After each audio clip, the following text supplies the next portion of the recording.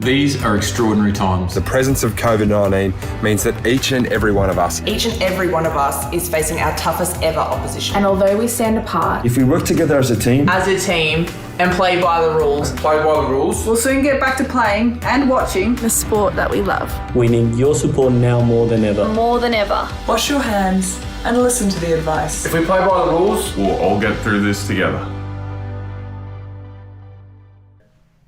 Hello and welcome. My name is Peter Downs from Play by the Rules. Welcome to Think Tank 5, I think, in our series, our post-COVID-19 community sports support series. This is a special kind of event squeezed in between our Friday think tanks to look at the Sport Australia's Return to Sport Toolkit.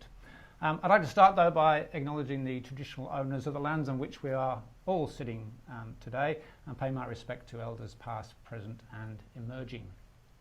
Like I said, this is a special issue, if you like, of the Think Tank series. We wanted to do this, squeeze this one quickly, because Sport Australia has just released the Return to Sport Toolkit to assist sport right across the board, including community sport, in the return to into playing and activity post-COVID-19. And we're very lucky today to have two of the driving forces behind the toolkit with us today, Kate Corkery from Sport Australia and Ian Roy, who will be introducing just in a second or two. So please, I want to, I see people are already saying hi on the live chat, which is great. Please, I anticipate a lot of questions here. What the format will be is that we will go for around 20 minutes talking about the toolkit, and then we'll take your questions and comments. There, we won't be able to get through all of them, but we'll get through the ones that we can, and we'll certainly respond to them post the think tank as well. So please start sending in your questions as we go along, and I'll be monitoring those here on the laptop. So let me introduce to you Kate Corkery from Sport Australia, and Kate is Director of Sport Australia's Sports Governance and Strategy team, and like I say, one of the driving forces behind the Return to Sport Toolkit. Can you hear me, Kate? Yes. Hello, Peter. Hi, Kate. How are you going? Very well, thank you. Good. Okay. Do you want to kickstart us without further ado, Kate, about the origins and perhaps a bit of background, and then going into some of the details of what's actually in the toolkit? Absolutely. Well, thanks for having us today. This Return to Sport Toolkit was a very exciting collaboration between Hockey Australia and Sport Australia, which started off as a conversation around there was going to be a point at time when sport was going to be back. And when we got to that point in time, how are we going to do that? Acknowledging that over 3.1 million volunteers basically run and drive sport, particularly at a community level in this country. So we set about with Hockey Australia and their member states and clubs to build a set of practical and useful tools. Drafted in expertise, external to Sport Australia with Ian Roy and Darren James, and then user tested those tools for their effectiveness. We also, as we went through the process, worked with the State Offices for Sport and the Commonwealth Sports Health and Advisory Committee to make sure that we were sort of looking to standardise and centralise what had become quite a confusing and complex minefield of information. And that was how we started and why we built out the toolkit. We knew we had one shot to get Return to Sport right. We knew that it would be our volunteers that were doing the work. And we knew that the AIS Reboot Framework had been in the market, and there were questions about how. So our state departments and our state governments have got responsibility for when. The AIS Reboot Framework talked about what and a little bit towards how, but this toolkit was really designed to be the big how. National guidelines, simple tools to help our sport volunteers cover off on the basics. And at the end of the day, a really centralised, authoritative set of information with a trusted source of ideas and thought starters. As we built it out and as we tested it, there was an acknowledgement of the confusion and complexity that was out in the market, and we want this toolkit to be a safe pair of hands. So we have got 5 major components of the toolkit which are online. There's 2 checklists. There's a template safety plan, a template attendance register, and a COVID safety coordinator roles and responsibilities guidance. For the purposes of today's think tank, I'm going to have a bit of a start on the 2 checklists, describe why there's 2 checklists and why we thought that was important. And then I'm going to hand it over to Ian to have an opportunity to explain the safety plan and the COVID safety coordinator role. In terms of using the toolkit, though, it was really important that it doesn't sit by itself necessarily. It's a checklist that should be reviewed and considered in conjunction with the state government advice and your sports advice. Really, the importance of the safety coordinator comes out because it's their responsibility to undertake this analysis in preparation, to work with the committee in order to be able to determine the aspects of the checklist that are important to them, and in fact, in some circumstances, the aspects of the checklist which aren't relevant for them. Complete the plan and ultimately double back and check and finalise the checklist. The checklist we've got online, there's 2 of them. There's a detailed checklist for larger organisations and there's a streamlined checklist. Now, we've had lots of questions about what's a larger organisation, what's a smaller organisation. There's no hard and fast rules for that. The main difference between the 2 checklists, though, is the detailed checklist doesn't just look at the operational considerations, but also looks at the organisational considerations. So we know that COVID-19 has put pressure on governance and financial and legal and compliance and employees and volunteers. So the more detailed checklist gives our volunteers and our club committees and our NSOs and our SSOs an opportunity to understand how some of those considerations may play into any return to sport. It then goes through the operational considerations, and we've broken the operational considerations into 4 key areas: prevent, prepare, respond, and recover. So the prevent phase is all about building out the safety plan under the leadership of the safety coordinator, the education and training that might go alongside of it for coaches, for team managers, for participants, for parents, communications and stakeholder management, and ultimately the personal infection control. The preparation then takes your safety plan, brings it to life. So what are you doing with your facilities? What are you doing with attendance, training, physical distancing?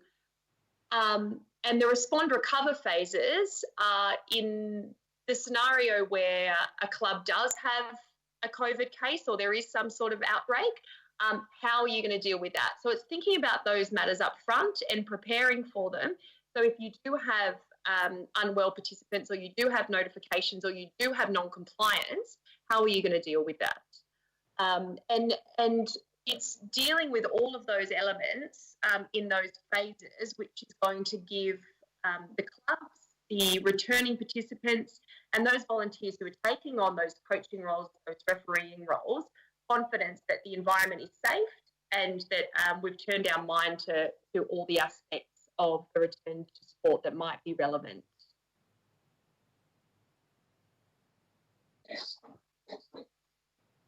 a nice, good sort of kickstart. I'm sure we've got some comments and stuff coming in already, which is great. Please send in your questions, everyone, as you're getting your heads around this. Ian, would you like us to move us forward? Sure. Thanks, Peter. Nice to be here. Thank you for the opportunity to speak today. Kate's asked me to speak on the safety coordinator role and the safety plan. Just a couple of other things I'd add to what Kate said at the outset there on checklists. A number of people have asked me exactly how do these checklists sit within an overarching sporting organisation's framework, i.e. are they mandatory or are they voluntary?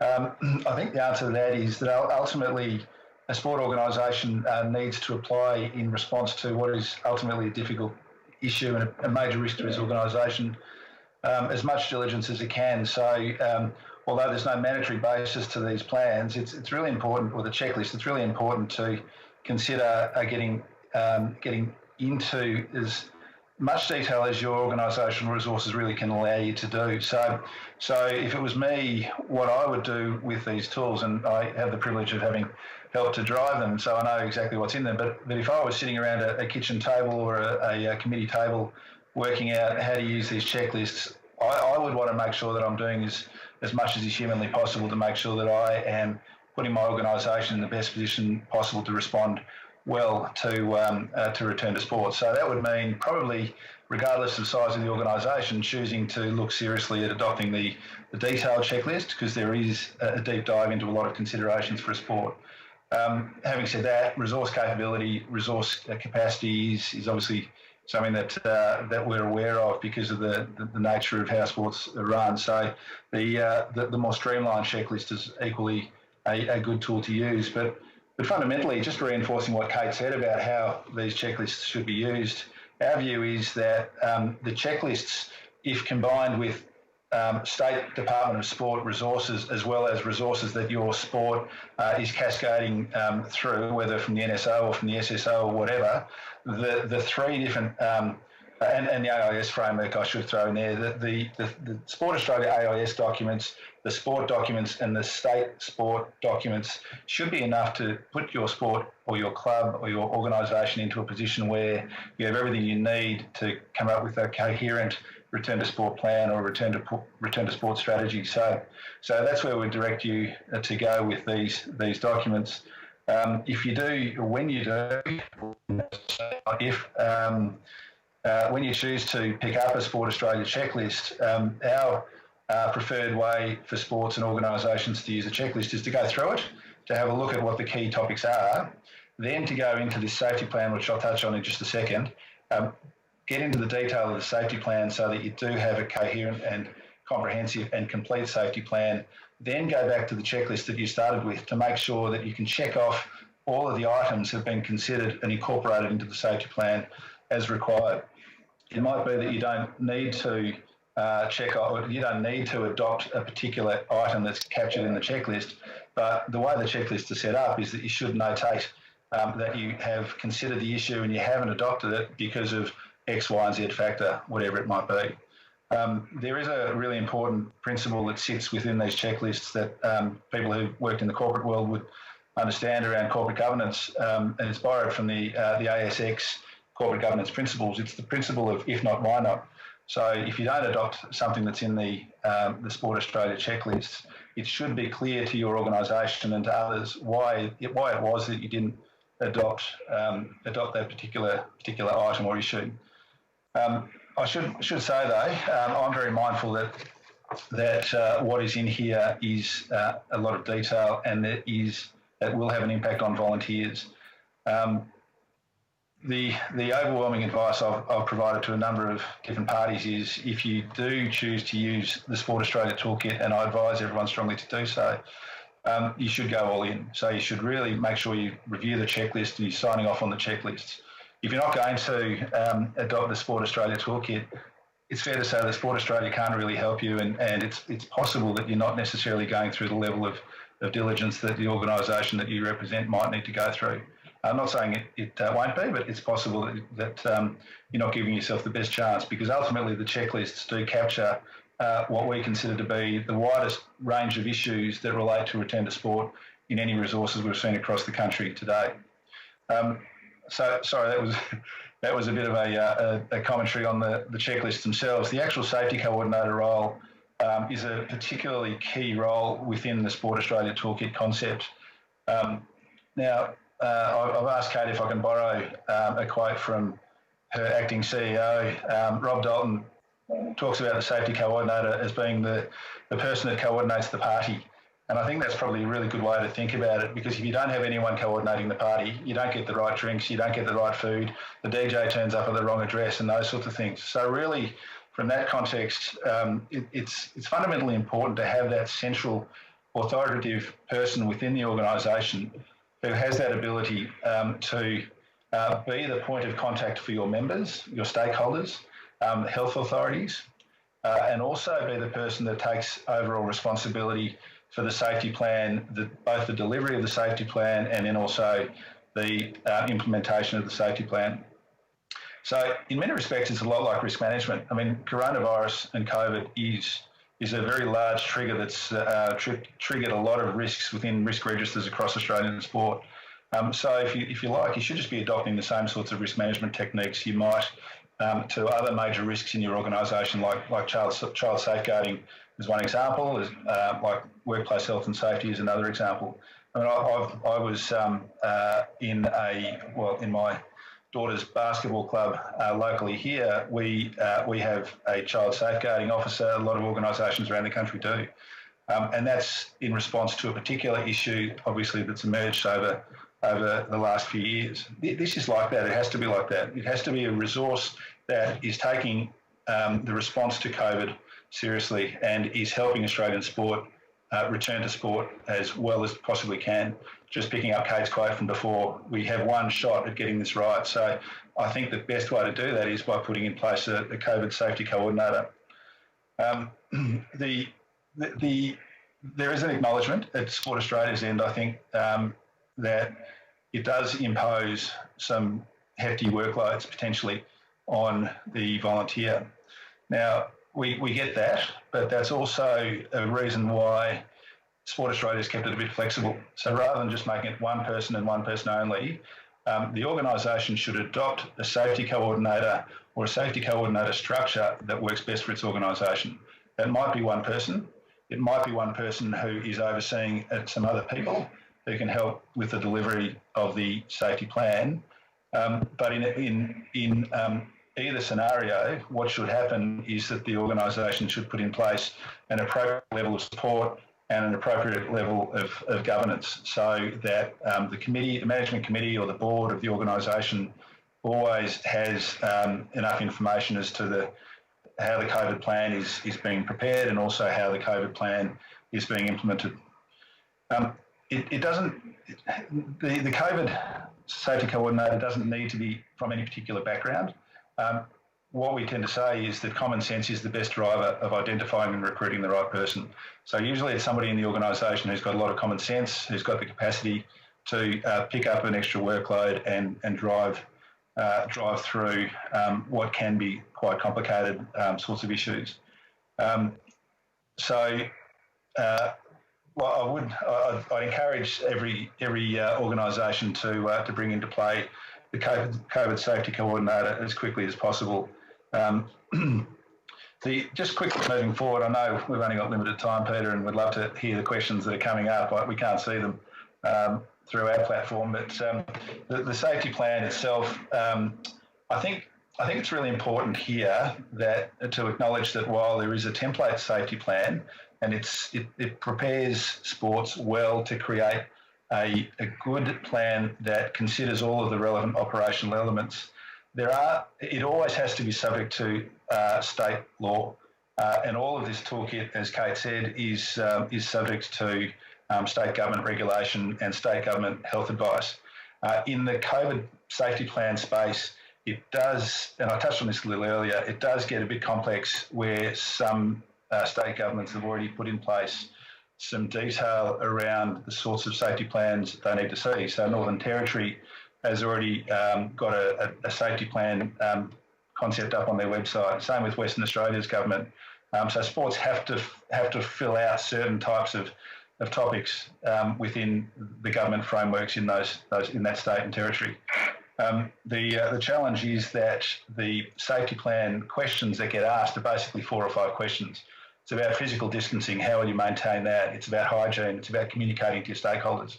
They're important topics, but it doesn't get into the other broader topics that are captured within both the Sport Australia checklist as well as the Sport Australia template safety plan. So again, back to what I said before, there's always some value in doing the Sport Australia template safety plan, turning that into your own safety plan and aligning it with what you have to do from a state government perspective.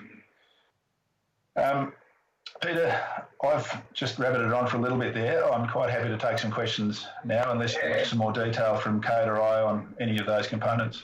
Yeah, well, thanks, Ian. There's a couple of questions come in that relate to what you talked about, but maybe we expand a little bit because there's 2 or 3 of them along the same lines. It's about the kind of skills that you might look for within a safety coordinator role. Someone suggested, would sports trainers, accredited sports trainers, be appropriate? And what kind of skill sets perhaps would suit that safety coordinator role? Yeah, the Sport Australia roles and responsibilities document, which sits on the within the toolkit on the Sport Australia website, doesn't make any particular qualifications mandatory. It does suggest that a position description would be a good idea for this person, bearing in mind that the 2 main roles are act as that contact person and that liaison person, and also be the person who can develop and deliver on a safety plan. So what you need is somebody who has that ability to work across the organisation, has good relationships up and down the hierarchy, is able to understand the complexity of managing the return to sport plan that they've got in place. So it could be. It depends on the organisation. The organisation's best placed to work out who's the best person, and it could be a trainer. It could be the hard-working secretary in a local club. It could be a volunteer family member who perhaps comes from an insurance background or a risk management background, who puts their hand up to be appointed as a volunteer from outside of the existing executive committee to step into that role and be held accountable for doing what needs to be done in that role. So we don't necessarily say you need to be of a certain background, but certainly, if I was the chair of a committee, I'd want to make sure that the person who had that responsibility or that role was capable enough to be able to do it. Kate, you might have some thoughts on that as well. No, look, I think you've covered it off well, Ian. I mean, really it's about someone who understands the full environment and operating reality of the sport and of the club. So who understands the flow of people in and out of the facilities, who understands where the change rooms are, who understands the way the games schedule so that they can provide advice with respect to competition and training. So it's someone who can communicate and think through all of those practical realities of what the sport environment looks like. Yep. I'll pose this question to you, Kate, from Rowan O'Neill. Hi, Rowan. Any advice for practical support that SSOs, state sports organisations, and or national sports bodies, NSOs, can provide community clubs associations to support the rollout of the toolkit? It's a great question, Rowan. Different sports have taken a different approach to the way in which they're supporting SSOs and clubs to roll out the toolkit. So hockey, for example, has run a series of webinars online for their clubs to join. So any of their interested club committee members have been able to get online and undertake this training. Also, it's a really great idea to reach up through the hierarchy, so up through the SSO and the NSO. If you start to get a group of safety coordinators who want to actually come together and work together and seek advice from their peers and colleagues. So we've seen some sports going about setting up a leadership team, a safety coordinator leadership team, being facilitated either by the state sporting organisation or the national sporting organisation. So, and we also have on the Sport Australia website an inquiry form. So if you do have any questions or you do need support, that's something we can also do. We've got a really capable team sitting at Sport Australia ready to respond to queries as quickly as we can to provide that support and create those linkages. Yeah, excellent. I've got a question here. Maybe we'll go back to Ian, but between the two of you, and I think it's a good one because there's been plenty of good resources produced in recent time by a number of organisations to support them in this time. So it's be good to clarify this.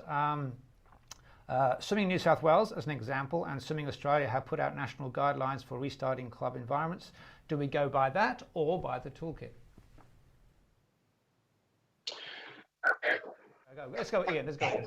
I'm happy to take that one, and of course, I'm sure I'll deflect to Kate as well for her views. But as we said earlier, I think that there's real value. I mean, there's value in trying to cut through the various different sources, and the question is implicitly correct in saying that there's so many different types of resources out there.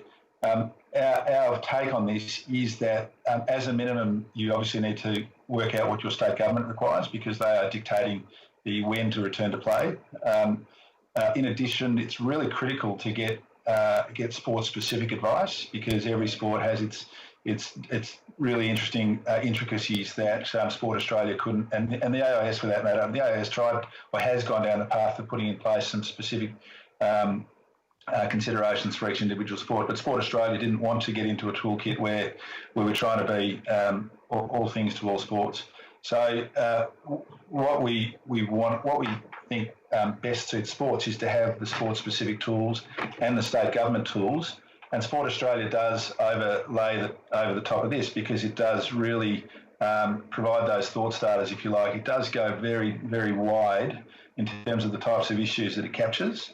And Kate and I have been reflecting on this a little bit. We actually think it does capture a wider range of issues than most other resources that are out there at the moment. So it's not a bad place to start if you're really wanting to think of the spectrum of issues that you might need to take into account in devising your return to sport plan.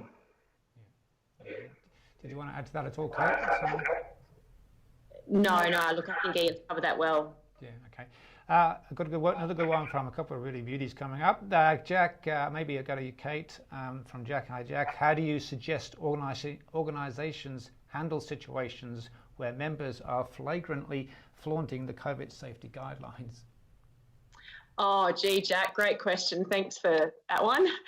Look, this is one of we've talked about the attributes of the person who's appointed to the safety coordinator role and the trust and delegation given to them by the executive committee and the organisation. So this person actually becomes critical as they become the conduit for flagrant breaches or disregard of the COVID safety protocol which any club or sport establishes. So it then comes down to the executive committee of that club and the leadership of the chair or the president to take that sort of behaviour on notice and deal with it as you would any other member protection issue. Or any other complaint to do with behaviour that is unsatisfactory on our sporting fields. Excellent. Can I add something in there too? I mean, just to prove the point we've made about the checklists capturing a wide range of information. One of the considerations in the detailed checklist is to think about the protocols you might want to put in place if things like social distancing rules weren't observed. So certainly worth doing some scenario planning with regard to that and with regard to a whole lot of other potential things that might come up when the members of your club and participants do come back together. Yep. A couple of people are asking where would they find the toolkit? Well, if you go to Sport Australia's website, I'm pretty sure it's on the front page there. You can't really miss it there. There's links to it from Play by the Rules as well. So have a look there too. I'll maybe ask Ian this question. No one in our organisations wants to take on the role because no one wants to be liable if a breakout occurs.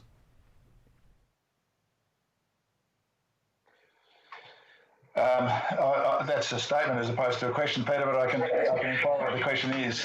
Look, that's right. This is a question I've been asked a fair bit around liability from this system.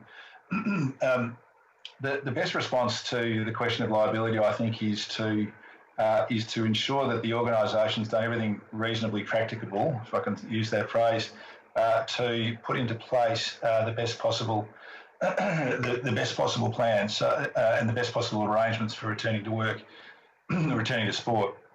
Now, of course, if you go through that process and an incident, a case of transmission does appear within your organisation, within your club, then provided you've been through that exercise, doing what you can, what is reasonable, especially given your resources, then the liability question's a little bit easier to manage. So I think that the emphasis should be on planning and preparedness as opposed to the back end response and liability. And going back to Kate's observations earlier, I guess it's about the executive committee pulling together and encouraging that to be the mindset. So let's make sure we have the best possible plan in place as opposed to worrying about the liability down the track. Yeah, nice. Kate, we've had a couple of questions around Covet safety coordinator training. Are there plans to have training? I've got an excellent suggestion or two from Sean about maybe great to form a group of Covet safety coordinators who can present their ideas and what they've been through. That's probably a good idea for a future think tank. I think. Thanks very much, Sean. But are there any ideas around training for safety coordinators as well? Yes, look, we are continuing to evolve as we receive feedback from the public about what they need to feel confident in implementation of the toolkit. Certainly the opportunity for safety coordinators to meet peer-to-peer is important and share their experiences as they're implemented, not just the plans themselves, but once you're live and you're in the facilities and, how are you having to adapt them? What are your experiences? What sort of advice can you provide? So we are looking at mechanisms to connect safety coordinators both within a sport as well as across a sporting level and certainly within geographical jurisdictional parameters. Yep. Okay, well, I think we're going to start to draw it to a close there. Maybe I'll ask just to give a bit of a summary, any further practical advice. I think that's what people are looking for. Here especially, what's the next step? What's the next thing they can do really in terms of practice? It's a question without notice, but I'll pose it anyway. To you maybe, Ian, what's the first thing that a club can do now to start consider the way forward? From a planning point of view, I think it's to access the resources, one of the checklists, and just go through it to see whether, regardless of how far down the planning stages you are, you've thought of some of the things that get thrown up in those checklists. So that's from a planning perspective. And the other thing I would say, just reflecting on the question from before, Peter, one thing that's come out a lot in conversations, and I've totally gone into a different direction here. This is about safety coordinators. The issues arise about liability where you don't have a safety coordinator.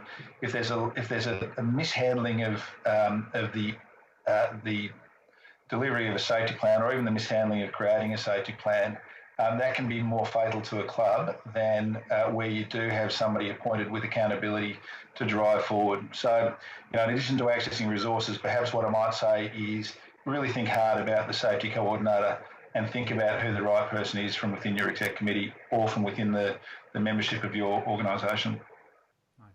Nice. Kate?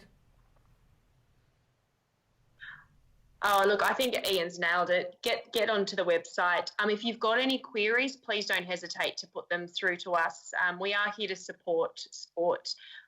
We would like to thank Hockey Australia and congratulate their clubs and state sporting organisations. If you do want some live case studies, I know that they've got some excellent ones as they've gone through this training and begun to roll out the safety coordinator role. And get us some feedback. We love to hear your stories. We love to hear where this has gone well. And then we can share that and, where it's gone, where there's good stories, not just the bad stories. They're really positive stories to get out to the community as well. So please don't hesitate to reach out to us with those stories. Yeah, excellent. Thanks, Kate. Yes, and I'm sure I'll certainly be looking at some case studies as well that we can put onto Play by the Rules when this starts to happen more. A couple of comments just to conclude, which are interesting, I think. John says that Basketball Tasmania are using biosecurity officers and provide procedures and training there for biosecurity officers. Suggest clubs and associations go to their state body first for assistance as well. So, yeah, for sure, reach out for assistance across all levels of sport, as well as when you're going through the toolkit. It's better to work collectively, as we talked about earlier. I'm going to draw it to a conclusion there. I know it's short and sharp, but keep your questions and comments coming in because we will look at them afterwards as well and get back on Play by the Rules. We are recording this. We always get that question here. We are recording this, so if you want to share it with your members and clubs, you'll be able to do that within the week. I pledge to get this edited and put onto Play by the Rules with the other think tanks as well. thank you very, very much for this special late night edition of Think Tank to Kate Corkery from Sport Australia and Ian Roy. Thank you very much. It's given us a really good head start in getting our head around the toolkit there, and I'm sure there's still a lot more work to come. So thank you, Kate and Ian. Thanks for having us. Thank you. And thanks everybody for tuning in again. We are back live again on Friday looking at child safety as well. So like I said, we are recording these sessions and they will be up on Play by the Rules within the week. So thanks very much again for your attendance here, and I hope to see you on future Think Tanks. These are extraordinary times. The presence of COVID-19 means that each and every one of us is facing our toughest ever opposition. And although we stand apart, If we work together as a team, and play by the rules, We'll soon get back to playing and watching. the sport that we love. we need your support now more than ever. More than ever. wash your hands and listen to the advice. If we play by the rules, we'll all get through this together.